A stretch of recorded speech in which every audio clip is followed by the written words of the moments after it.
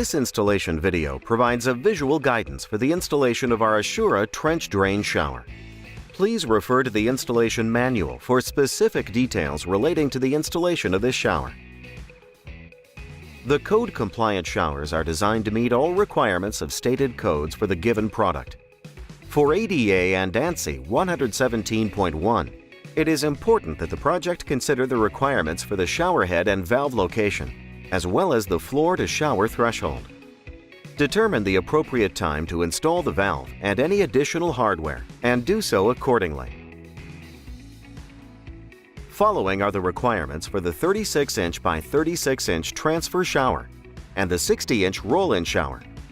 The transfer shower allows a 1/2-inch threshold from the bathroom finished floor to the top of the threshold. The roll-in shower allows either a 1/4 inch on a vertical threshold from the finished floor or 1/2 inch on the change of level threshold from the finished floor. Using a level, check that the floor is not out by more than 1/8 inch from left to right and from front to back.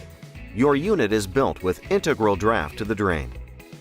Note, if floor is out by more than 1/8 inch, use concrete leveling compound to bring the floor level. In order to achieve an on-slab installation, there must be a 10-inch by 10-inch by 1/2 inch deep box out, which allows the drain area to fall below grade. Failure to provide a box out will push the drain up and invert the draft. The subfloor must be clear of all obstructions. Failure to properly clean the slab will result in debris that could also affect draft. The unit will be delivered with 4 cardboard feet under the bottom for shipping purposes. Remove the shipping blocks, but only right before you set the unit.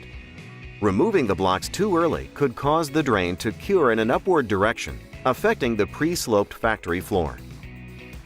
Measure the framing pocket to ensure there is enough room to place the unit and the framing pocket walls are plumb. Once you have dry set the unit in the framing pocket, plumb the unit and mark the threshold with the black magic marker. Using a 1/4 inch drill bit, pre-drill the apron flange every 4 inches, penetrating the flange just until the bit marks the concrete or wood floor as shown. If installing on a concrete floor, pre-drill the floor. Remove the shower from the alcove. Do not let the front flanges touch the floor. Install the drain. Next, from the underside, measure the distance from the back wall of the shower unit to the center of each foam strip. Using a magic marker, transfer those measurements using the previously marked line as the threshold. Apply 100% silicone caulking bead 1/2 inch high as shown. Note, you do not need to backfill the drain location with bedding material. Set the unit in place. Secure the shower to the concrete floor. Note, if installing on a wood floor, you adjust screw flange directly to the floor. Secure the sides to the framing members through the flanges using 6D galvanized screws on 8-inch centers.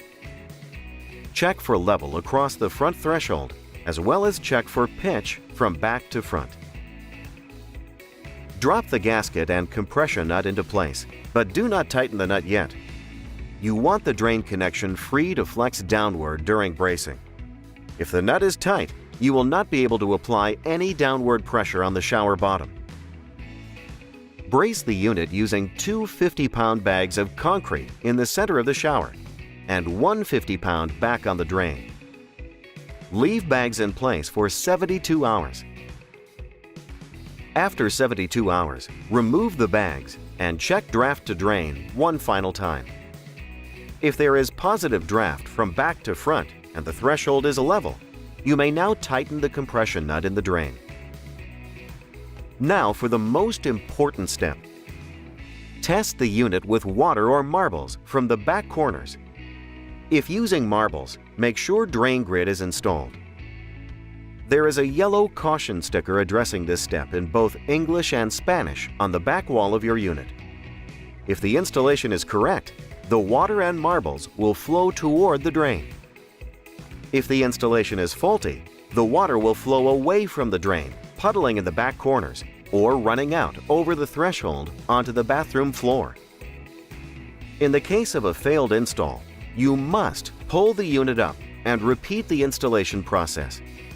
This is a costly mistake, which is why it is critical that all of the steps in the written installation instructions are followed correctly. Please call your local representative for an installation review if you have over 10 units to install. Thank you for using our products